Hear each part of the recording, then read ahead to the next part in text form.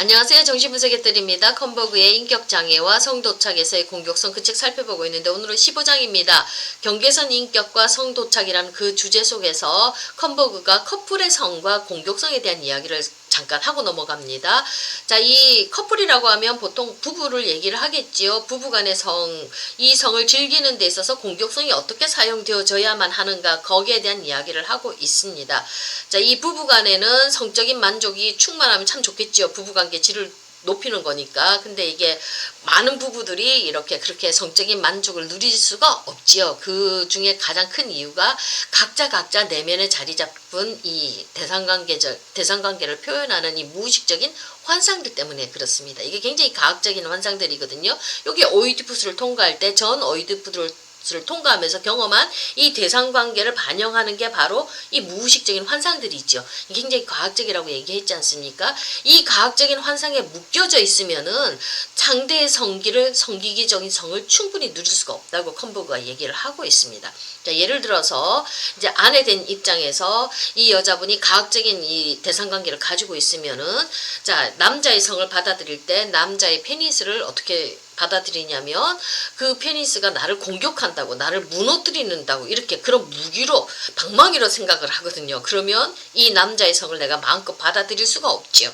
나 반대로 남자분들 같은 경우에서는 이제 과학적인 무의식적인 환상이 있으면 여자의 질로서 느끼는 게 아니라, 그 성기로 느끼는 게 아니라 이빨 달린 질로 느낍니다. 그러면 어떻습니까? 내 성기를 잘라버리고 겉을 씻길 수 있는 그런 공포 대상으로 여자의 질을 느끼는 거거든요. 그러니까 마음껏 성을 못 느끼지요.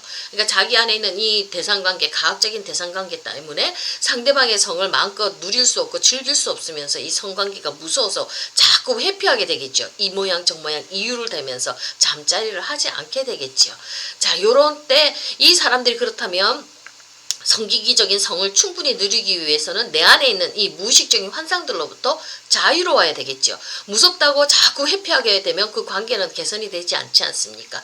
이 과학적이고 피학적이고 노출증적이고 관음적인 이 요소들, 이 도착적인 요소들을 부부관계 안으로 갖고 오라는 겁니다. 밖에 나가서 하지 말고, 무서워서 도망가지 말고.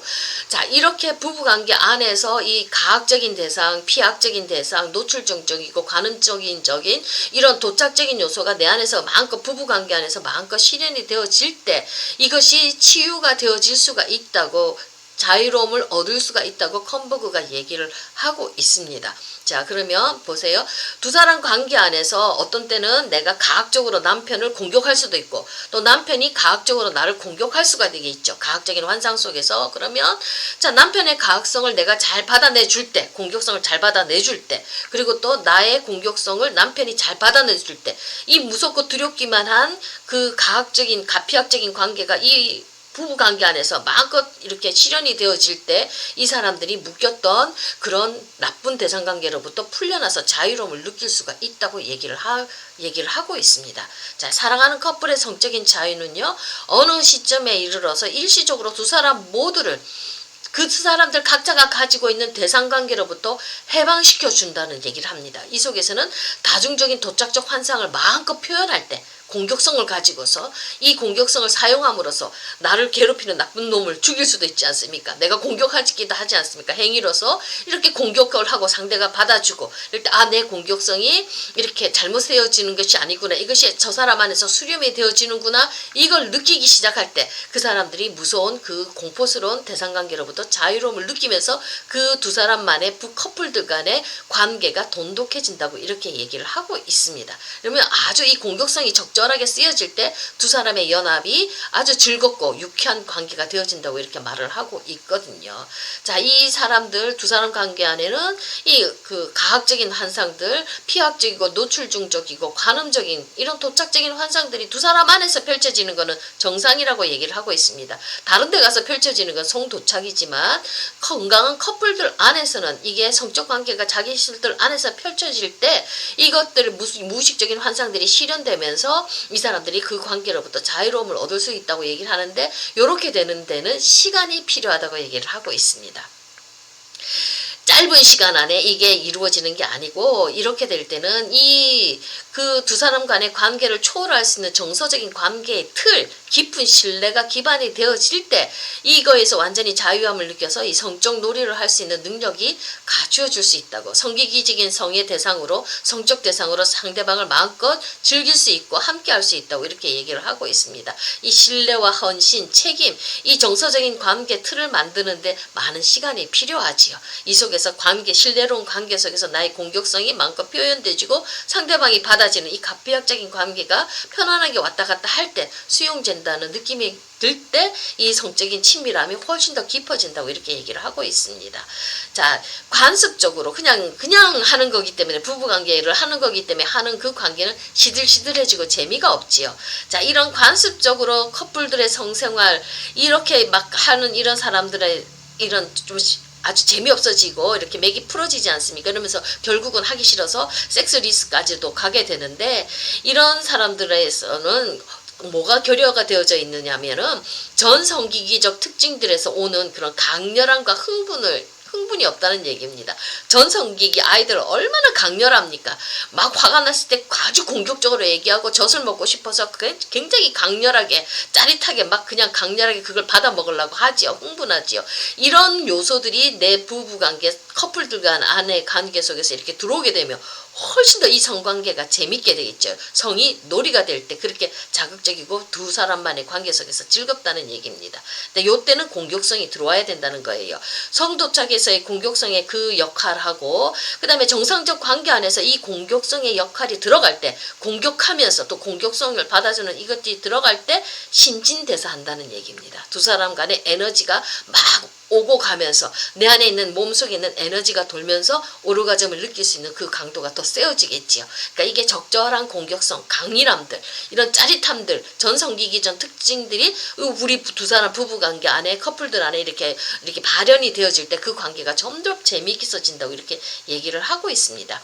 자, 커플 관계의 공격성은요, 성적 놀이와 성교에서 또 가학적이고 피학적인 환상과 행동에서 하나의 대상으로서 파트너를 사용하는 과정에서, 그리고 이런 방식으로 나도 또 이용되어지는 데서 오는 흥분을 통해서 이렇게 표현이 되어진다고 얘기를 하고 있습니다. 그러니까 얌전하게만 해서는 안 된다는 얘기죠. 적절한 공격성이 들어갈 때 이 쾌락과 공격성은 이렇게 쌍으로 가는 거거든요. 이 불쾌 자극이 있을 때, 이랬을 때 또 그것을 열심히 하는 불쾌 자극 속에서 그 불쾌 자극 긴장도가 있을 때 조금 더 들어가면 그것이 쾌락으로 전환이 되어지는 거거든요. 그러니까 사랑함과 공격성이 지금 같이 들어간다고 이렇게 얘기하고 있습니다. 사랑하기 위해서 공격성을 사용하는 것이 인간의 성욕을 특징되는 요소라고 이렇게 얘기를 하고 있습니다. 이 다중도착적이고 유아적인 성욕은요, 이 공격성을 사용하는 데 중요한 역할을 한다고도 얘기를 하고 있거든요. 자, 이건 마치요, 고통에 대한 초기 경험을 성적인 흥분으로 바꾸는 겁니다. 그 다음에 공격적 행동에서 쾌락 경험을 성애적 적개심을 표현하고자 하는 성적 소망과 또 공격성을 표현하고자 하는 성적 소망이 더 이상 모순되지 않는 성적인 환상과 소망으로 이렇게 연결되어져 있다고 얘기를 하고 있습니다. 그러니까 사랑하기 위해서 공격성을 쓰는 것, 이게 인간의 성욕에, 인간의 즐거움을 얻기 위해서 이게 굉장히 필요한 요소라고 얘기를 하고 있는 거지요. 그러니까 쾌락을 얻기 위해서는 이 고통에 대해서 막 이렇게 하는 거, 고통에 대한 초기 경험을 성적 흥분으로 바꿀 수가 있고요. 이 공격적 행동에서 어떤 쾌락 경험을 얻는 이런 역할들이 자꾸 주고받고 왔다 갔다 할 때, 이 공격성을 적당하게 표현할 때 성적인 쾌감도 같이 즐겁게 올라올 수 있다고 이렇게 얘기를 하고 있습니다. 자, 사랑과 공격성이 응축되어서 같이 간다는 얘기예요. 사랑만이 아닙니다. 공격성도 같이 간다는 겁니다. 사랑과 공격성의 응축은요, 힘과 갈등으로부터 자유의 느낌을 제공하는 겁니다. 내가 무섭지 않고 두렵지 않으면서 내 힘과 이 어떤 갈등으로부터 나를 자유롭게 만들어준다는 얘기입니다. 상대가 나를 받아줄 때, 나의 공격성을 받아줄 때 안전하다는 얘기입니다. 사랑하는 대상관계가 주는 안전함에 내가 담겨질 때, 이 양가성의 공격적 측면이 가져올 수 있는 두려운 결과를 결과에 대해서 안전함을 보장해주면서 쾌락을 극도로 즐길 수 있다고 이렇게 얘기를 하고 있습니다. 자, 여기에 정상적인 성이 갖고 있는 정상적인 커플들 안에 다중 도착적 측면의 중요한 기능들, 요것들을 마음껏 표현할 때 대상관계에서부터 자유로워진다는, 무의식적인 환상에서부터 자유로워진다는 이 얘기를 하고 있습니다. 이런 도착적인 측면은 커플들의 관계를 공고화시키면서요, 두 사람 사이의 즐거움을 극대화시킬 수 있는 그런 요인이 된다고 얘기를 하고 있습니다. 그러니까 정상적인 관계, 커플들 안에 이런 도착적인 환상이 잘 수렴이 되어지면은 이 사람들의 관계가 정말 즐겁게, 깊게, 신뢰감 있게 성장할 수가 있는데, 요게 무서워서, 이걸 해결하는 게 무서워서 이 책임 있고 깊이 있는 헌신으로 가는 게 두려워서 사람들이 다른 데 가서 눈길을 돌리지 않습니까? 이 진짜 성도착이거든요. 관계, 두 사람 관계 안에서는 이것이 마음껏 실현될 수 있고, 이 속에서 두 사람이 충분히 자유함을 누리고 치유함을 누리고 쾌락을 누릴 수 있다고 이렇게 컴버그가 공격성을 잘 사용하는 것에 대해서 설명을 해주고 있습니다. 오늘은 여기까지 하겠습니다.